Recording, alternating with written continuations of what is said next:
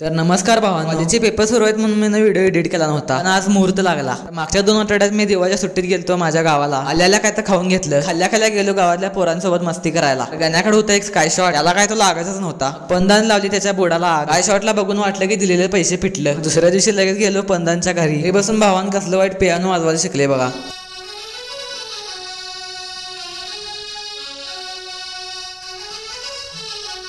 भावाचं म्युझिक ऐकून लगेच गेलो कॉलनी। आम्हाला थोडं सामान जुन्या घरातून नवीन घरात ट्रान्सफर करायचं होतं। कामं केल्यात म्हणून सगळ्यांना मामाने नेलतो हॉटेलला जेवायला। परत तिसऱ्या दिवशी उठून मी गेलतो अभयारण्यात। गावाला लागूनच चांदोली अभयारण्य आहे, तुम्ही गुगलवर सर्च पण करू शकता। आम्हाला फक्त एकाची भीती लागलेली की इथं बिबट्या दिसतो, कारण इथे अनेकदा बिबट्याने माणसावर हल्ला केलाय। फक्त आम्ही चौघं त्याच्या टप्प्यात नको ना, आमचा डायरेक्ट कार्यक्रम त्याला भिवूनच विघ्नामध्ये बसलाय बघा। जेवढं जंगलाच्या आत जात होतो तेवढ्या आम्हाला भीती वाटत होती। रिस्क होती, पण असला नजारा फक्त इथंच बघायला भेटतोय। आणि आम्ही ज्या पॉइंटवर चाललोय त्या पॉइंटवरून चांदोली धरण सहज दिसते। जवळपास पूर्ण डोंगर वर चढून आम्ही त्या पॉइंटवर आलो। मला पण निसर्ग आवडत असेल तर इथे नक्की भेट द्या।